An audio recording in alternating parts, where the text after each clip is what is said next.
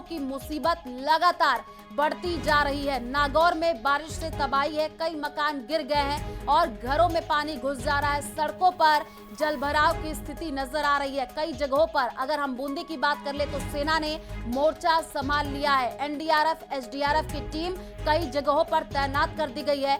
बारिश से तबाही अब देखने को मिल रही है। टोंक के उनियारा की बात कर ले तो वहां पर घरों में पानी घुस गया है। जगह जगह से तस्वीरें सामने आ रही है जिससे साफ तौर पर यह देखने को मिल रहा है कि बारिश से अब आम जनजीवन कितना प्रभावित हो रहा है। कई जगहों से तस्वीरें सामने आई हैं जहां पर आप देखिए एनडीआरएफ, एसडीआरएफ की टीम वहां पर तैनात कर दी गई।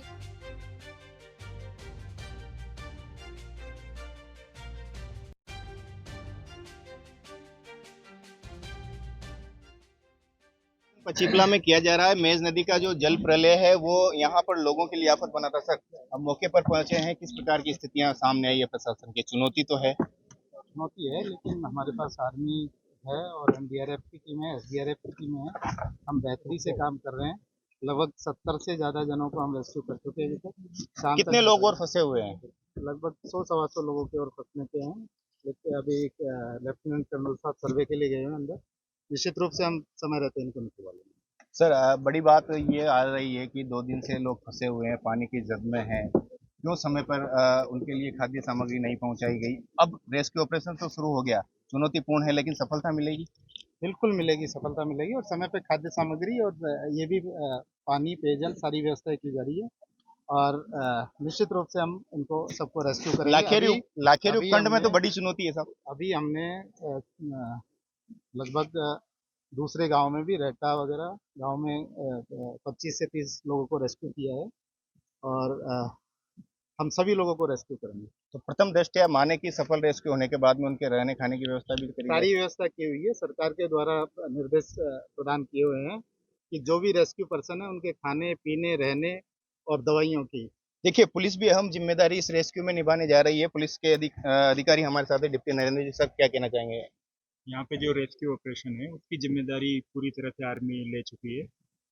हम बैक साइड पे जो भी इनका सपोर्ट हो सकता है पुलिस की तरफ से उनको प्रोवाइड करा रहे हैं।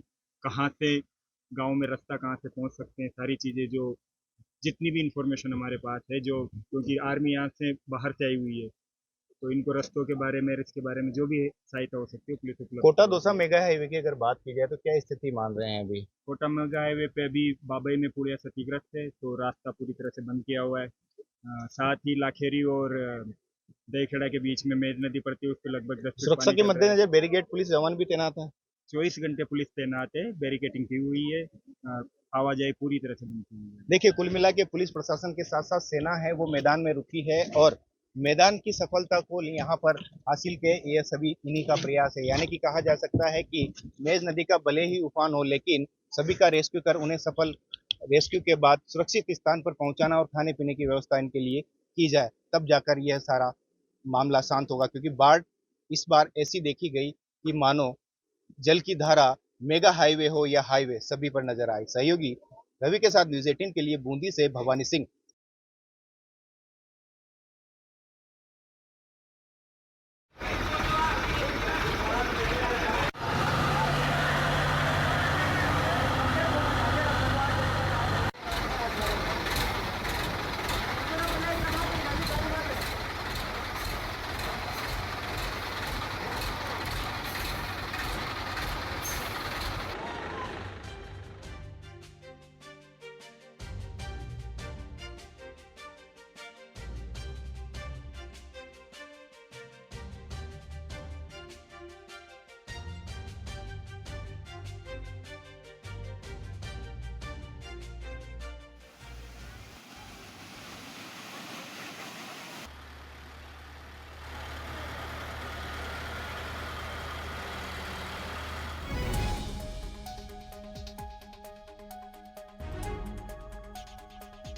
इसी बीच एक और बड़ी खबर सामने आ रही है। टोंक जिले में फिर बारिश की आशंका जताई जा रही है और अगले 3 दिन तक स्कूलों में छुट्टी के आदेश जारी कर दिए गए हैं। 12वीं तक स्कूलों की छुट्टी घोषित की गई है। सरकारी, निजी स्कूल बंद रहेंगे। आंगनबाड़ी केंद्रों की भी छुट्टी रहेगी। छुट्टी के दौरान स्टाफ उपस्थित रहेगा। तो बड़ी खबर इस वक्त आपको बता रहे हैं, टोंक जिले में एक बार फिर से बारिश की आशंका है और अगले 3 दिन तक स्कूलों में छुट्टी के आदेश जारी कर दिए गए हैं। 12वीं तक स्कूलों की छुट्टी घोषित की गई है। सरकारी निजी स्कूल बंद रहेंगे। आंगनबाड़ी केंद्रों की अगर बात कर ले तो वहां पर भी छुट्टी रहेगी, लेकिन छुट्टी के दौरान स्टाफ उपस्थित रहेगा। प्रदेश के कई जिलों में भारी बारिश से घरों के अंदर सैलाब बह रहा है। जिंदगी बेबस नजर आ रही है। बूंदी, भीलवाड़ा, टोंक जैसे कई जिलों में बाढ़ बारिश ने कोहराम मचा रखा है। लोग मॉनसून का विध्वंस कब थमेगा इसकी राह देख रहे हैं। देखिए रिपोर्ट।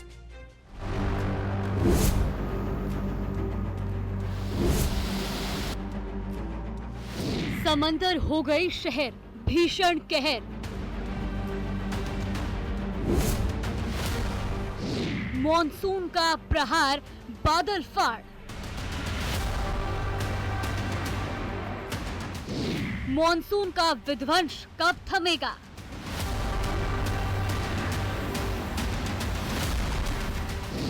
सड़कों पर भरा दरिया जैसा पानी।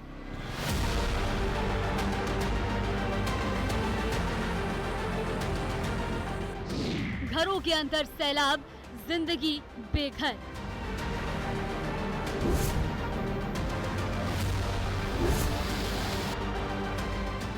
बूंदी से लेकर जयपुर तक, करौली से धौलपुर, दौसा और टोंक तक मॉनसून का प्रहार जिंदगी पर भारी पड़ रहा है।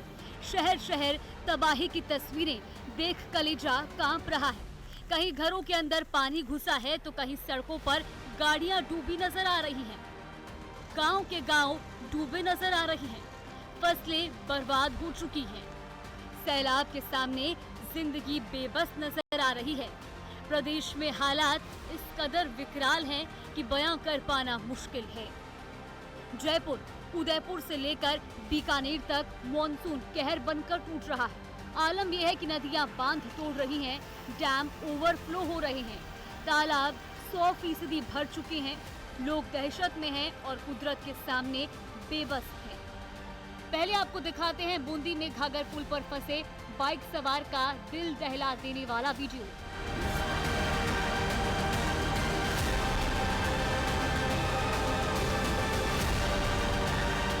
वीडियो देखिए, एक बाइक सवार घाघर पुल के बीचों बीच फंसा दिख रहा है। भारी बारिश के बीच अचानक पानी का बहाव बढ़ गया और बाइक सैलाब में बह गई, लेकिन जैसे तैसे करके युवक को बचा लिया गया। दूसरी तरफ खटकड़ के पास मुजरे में मेज नदी के उफान के चलते 19 लोग फंस गए। बचाव के लिए राह देखने लगे तो सेना ने मोर्चा संभाला और सभी को सकुशल बाहर निकाला।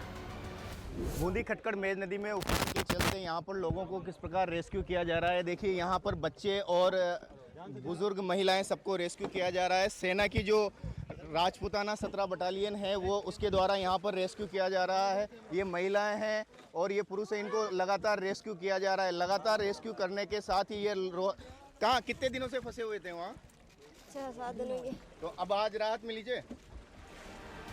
एक दूसरे वीडियो में बाइक सवार युवक पुलिया पार करते समय बह गया, जिसकी तलाश की जा रही है। लेकिन सवाल उठ रहा है कि लोग जान जोखिम में डालकर नदी नाले पार करने की कोशिश क्यों करते हैं। लगातार बारिश की वजह से नदियां उफान पर हैं।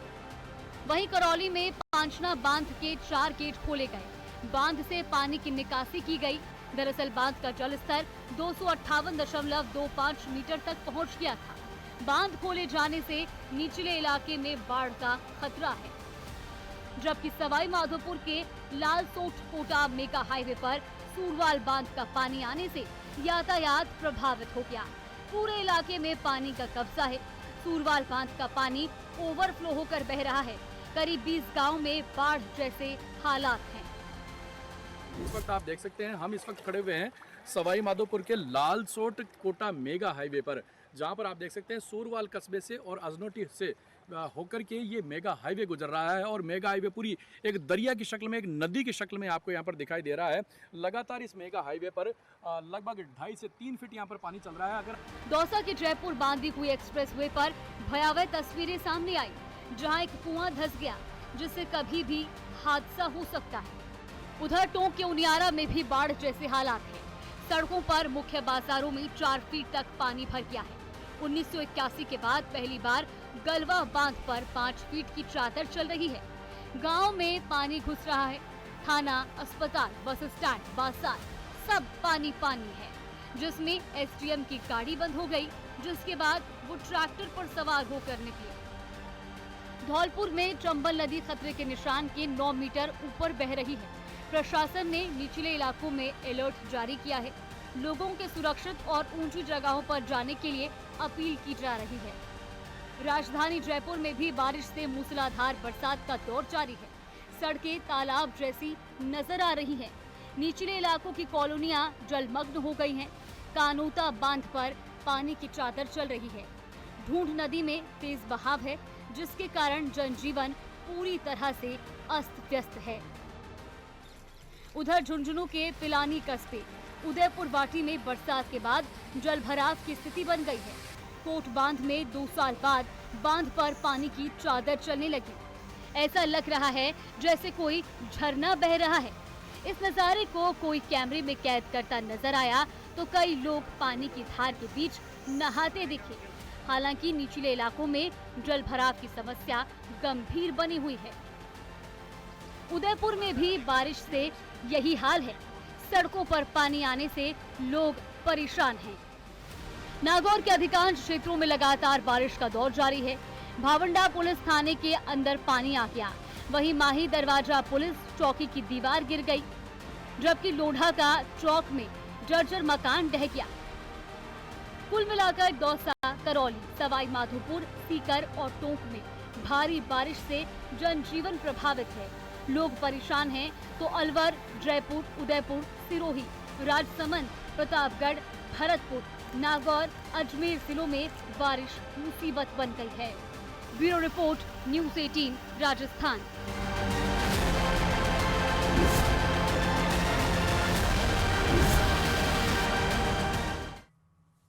तो देखिए, लगातार भारी बारिश की वजह से जो तस्वीरें अलग अलग जगहों से निकल करके सामने आ रही है वो विचलित कर देने वाली है, परेशान कर देने वाली है। आप देखिए, एक बस वहां पर फंस गई और कैसे क्रेन की मदद से निकाला गया है। सवाई माधोपुर से संवाददाता गिरिराज हमारे साथ जुड़ चुके हैं। गिरिराज, अभी सवाई माधोपुर में क्या हालात बने हुए हैं, जरा तस्वीर दिखाइएगा।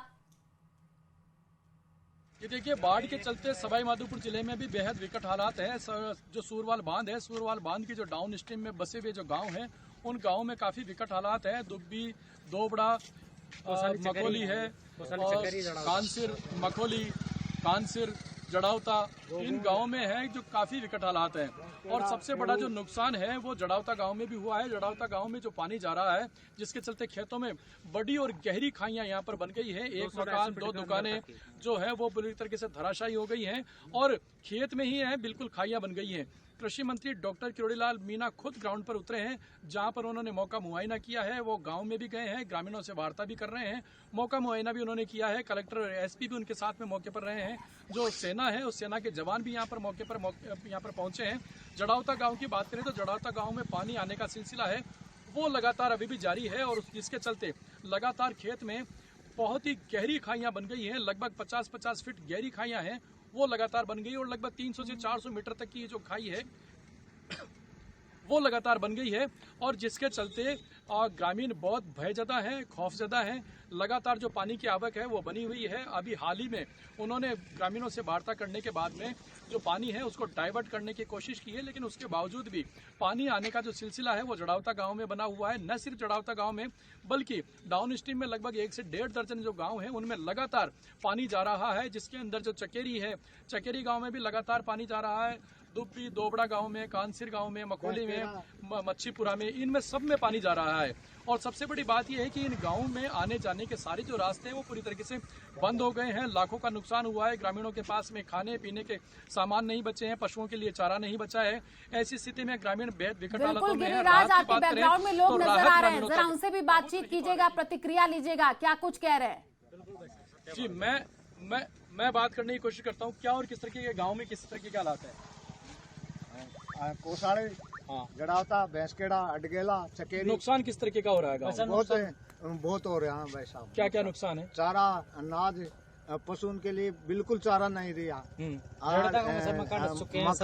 कोसाड़ी में भी मकान और कोसले में चारों तरफ का रास्ता बंद है, बाहर निकले कोई भी इमरजेंसी काम कोसाड़ी में कहाँ कोसाली में सब चारों तरफ का रास्ता बंद हो चुका है। और कोई भी इमरजेंसी, अभी आज किसी की डेट हो गई थी, उसको छाती पानी में अंदर लेके गए थे, वहाँ पे चारों तरफ पानी भर चुका है। और कोई डिलीवरी हो, कुछ भी काम पर जाए इमरजेंसी बाहर के लिए, चारों तरफ का रास्ता बंद हो चुका है। इसके लिए अलावा अगले गाँव में है चकेरी, कोसाड़ी, गोगोर, इनमें सारों में छाती पानी भर चुका है। ये नहर का ये ठीक है, आपका रुख करेंगे हम, क्योंकि लगातार जो प्रतिक्रियाएं सामने आ रही है वो हमने सुनाया भी है। गिरिराज और आपदा मंत्री किरोड़ी लाल मीणा देखिए मौके पर पहुंचे और किस तरीके से हालातों का जायजा लेते हुए नजर आए, वो तस्वीरें भी हम आपको दिखा रहे हैं। क्या कुछ उन्होंने कहा, सुनिए। इसके आसपास वो इतनी हुई कि आज तक कभी इतनी बरसात नहीं बरसी। और उस पे ऊपर ये भी हो गया कि सूरवाल का जो बांध है वो ओवरफ्लो हो गया। और केवल लोकल से ही नहीं, उनियारा से जो पानी आया है वो पानी भी सूरवाल की उफरा में होके निकला है, जहाँ दर्जनों गांव पानी से घिर गए हैं।